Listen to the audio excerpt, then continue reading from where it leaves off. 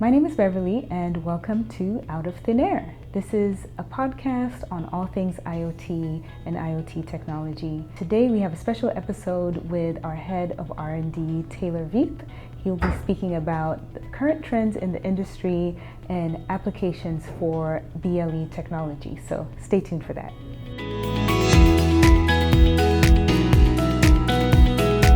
Today we have a special guest.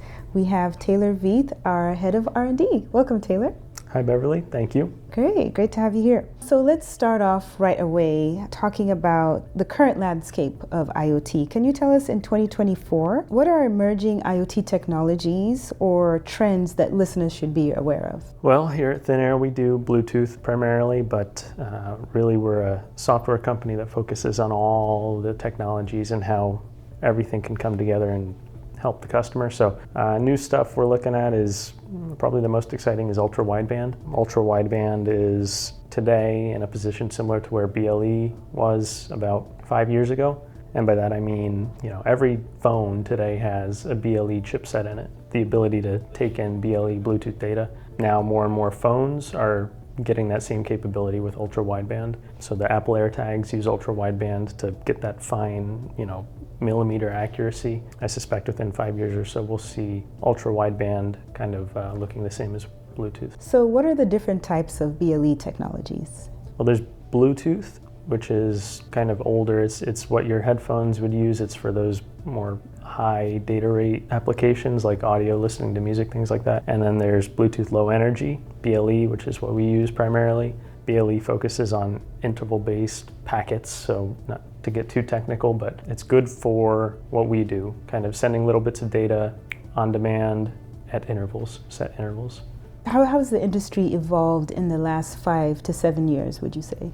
When I started here 5-6 years ago now, a small Bluetooth tag like we use all the time cost $45, $55, something like that. And it was made by a small subset of companies. Only a few companies were really mass producing Bluetooth tags. Today, we can get the same small Bluetooth tag with a coin cell battery for a couple bucks. So the cost has come down significantly. They're commercial, they're off the shelf. You can buy them in huge quantities for low cost. And I think that speaks to kind of the industry as a whole. For something like that to come down and cost so much, it happens with technology, but the fact that it's happened with Bluetooth kind of speaks to it and its ability to do good. So let's switch a little bit now to IoT in general. What are some of the most innovative IoT applications that you've seen in factories and warehouses in the field? Some of the most innovative use cases, predictive maintenance is something that's come up again and again over the past few years, and there are different ways to do it, but basically the idea is you're taking data streams from your processes and you're looking at them and you're saying, hey,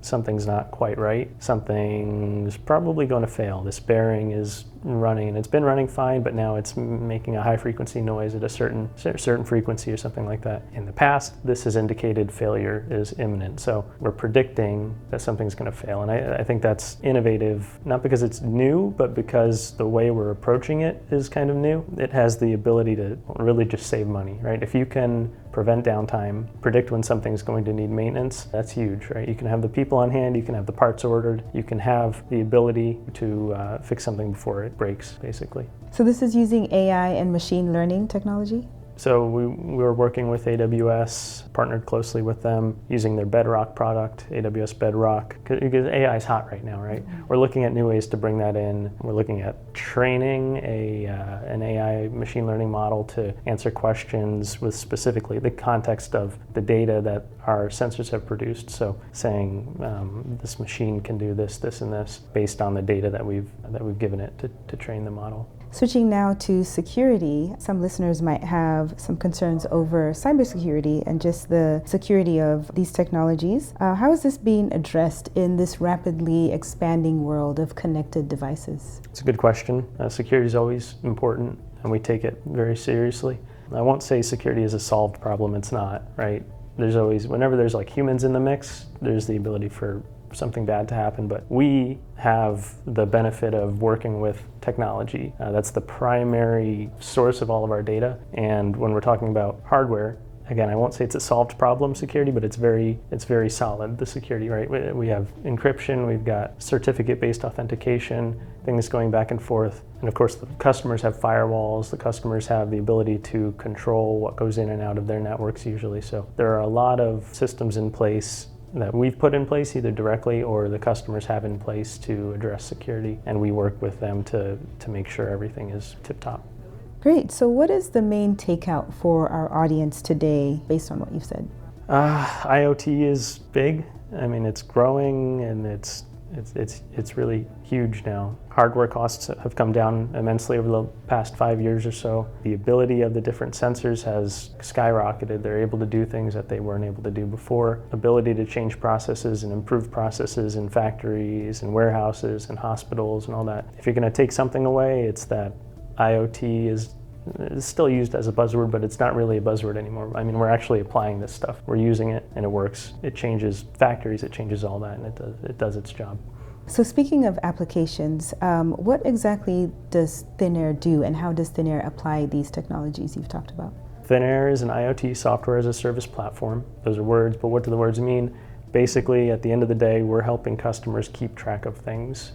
We use the hardware and the software that we sell to help customers say, okay, I have an asset, where is it? What state is it in? What are the temperatures, the humidity, what are the different, how much power is it using? We use our service to help our customers understand where their things are and how their things are performing. So how can organizations ensure that they're staying ahead of changes and innovations in technology?